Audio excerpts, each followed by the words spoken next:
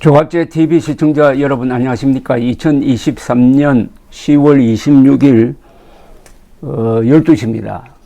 지금 이스라엘 가자 사이에서 격전이 벌어지고 있고 하루에도 1000명이 넘게 또는 몇백 명이 죽어나가는 이 판국에 미국에서도 또 총기 사고가 일어났습니다. 이번 총기 사고는 미국에서 상당히 조용한 곳으로 알려진 메인주에서 일어났습니다. 메인주는 매사추세츠주의 북쪽에 있는 대서양 연안을 따라 발달된 곳인데 퇴직자들이 많이 사는 곳입니다. 이 메인주에 있는 두 번째 큰 도시 루이스턴이라는 데서 현지 시간으로 밤에 식당과 보울링장에서 총기 난사를 했는데 이 범인의 사진은 공개됐는데 아직 잡히지 않고 돌아다니고 있다고 합니다. 자동 소총 같은 걸로 막 난사를 해가지고 현재 확인된 사망자 수가 22명이고 다친 사람이 한 60명 된다고 그럽니다. 이곳은 미국에서 선거를 가장 잘하는 곳으로 알려져 있습니다. 메인주가 찍는 사람은 당선된다 하는 그런 속설이 있을 정도인데, 저도 이 보스턴에서 한 1년 동안 생활하면서 이 메인주를 자주 왔다 갔다 했는데, 이번 이 사고가 난 곳은 포틀랜드라는 도시에서 북쪽으로 한 40km 떨어진 곳입니다. 현재 FBI 또는 대테러 부대가 동원해가지고 수색 작전을 펼치고 있다고 합니다. 보울링장, 식당, 이 저녁에 사람들이 잘 모이는 곳인데 여기서 자동소총으로 소화되었으니까 얼마나 많이 죽고 다쳤겠습니까? 새삼 미국의 총기 사고의 끔찍성을 실감할 수가 있습니다.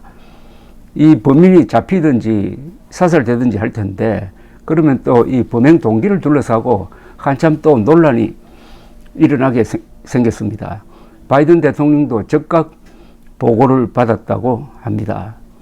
미국에서 총기 사고가 끊이지 않는 것은 간단합니다. 총이 많기 때문입니다.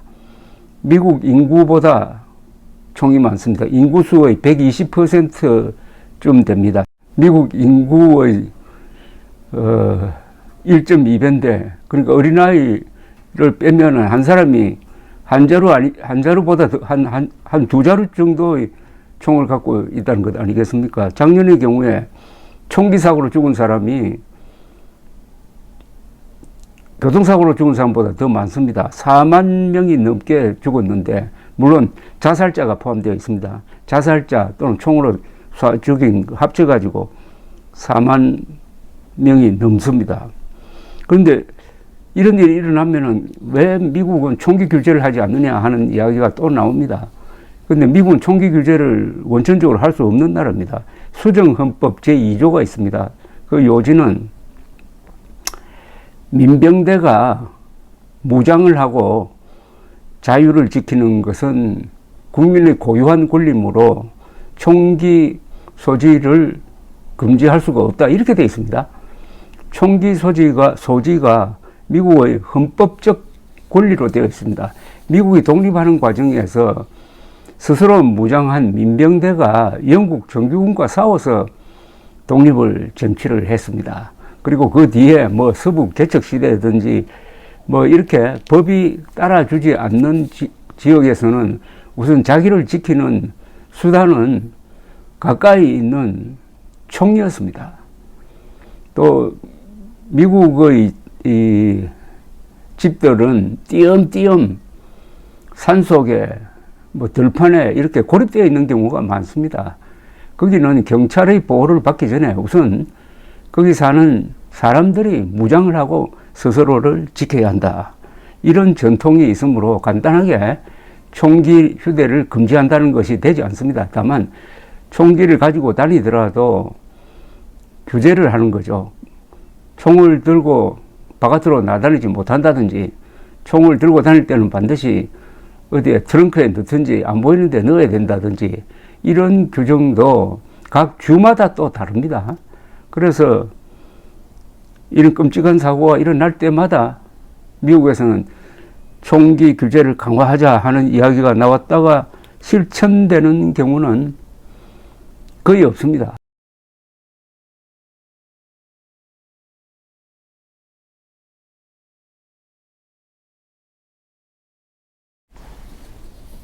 우리나라는 총기 규제가 세계에서 가장 잘 되고 있는 나라입니다. 그런 점에서 우리 경찰, 군, 검찰 이런 그 안보 수사기관에 정말 감사해야 합니다.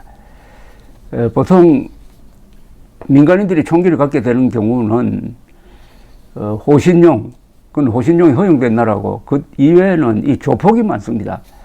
조폭이 총기를 갖는 과정에는 또 마약과 결탁이 됩니다. 조폭이 마약에 손을 대면은 부자가 됩니다. 그럼 또 자기들끼리 막 싸워요. 그럼 총을 갖게 됩니다. 일본의 경우입니다. 일본도 총기 규제가 엄격합니다. 그러나 일본의 야쿠자들이 총을 가지고 자기들끼리 쏴 죽이는데 파벌 싸움이 일어나면은 뭐 몇 달 사이에 몇십 명을 쏴 죽이기도 하는데 일본 경찰은 민간인을 죽이지 않으니까 그렇게 예민하게 반응하지 않고 내버려두는 그런 풍토가 있었습니다. 뭐 옛날 이야기일지 모르겠습니다. 그래서 오사카나 고베에 이 조폭들이 많은데 자기들끼리 싸워가지고 몇십 명이 죽는 기사가 아주 작게 취급이 됩니다. 다만 민간인들에게 피해를 주지 않습니다. 그리고 남미의 총기 사고는 대부분이 이 마약 카르텔과 연관된 사고입니다. 그래서 우리나라에서 경찰과 검찰이 힘이 세어가지고 조폭과 마약과의 관계를 단절시키고 있다는 것은 국민들의 안전에 굉장히 크게 기여를 하는 바가 있습니다. 반대로 이스라엘은 신고하면은 거의 총기를 자유롭게 휴대할 수가 있습니다. 이스라엘은 군인들도 총을 들고 거기에 착탄한 탄창을 끼워는 실탄이 있는 총을 들고 돌아다닙니다. 집에 휴가 갈 때도 무장을 하고 집에 휴가를 갑니다. 그런데 놀랍게도 별로 사고가 없습니다. 또 이스라엘에서는 총을 들고 가다가 사격해야 될 때 누구한테 전화 걸어가지고 해도 좋습니까? 묻는 게 아니라 본인이면 자신의 판단에 의해서 총을 쏘게 되어 있습니다. 그래도 애매한 사람을 죽이는 그런 경우는 별로 없습니다. 또 총을 아마 미국보다도 총을 더 많이 가진 나라가 하나 있을 겁니다. 그게 스위스입니다. 스위스는 예비군들이 기관총까지 집에서 보관합니다. 그리고 거기 탄약을 옆에 딱 줍니다. 근데 총기 사고가 나지 않습니다. 감사합니다.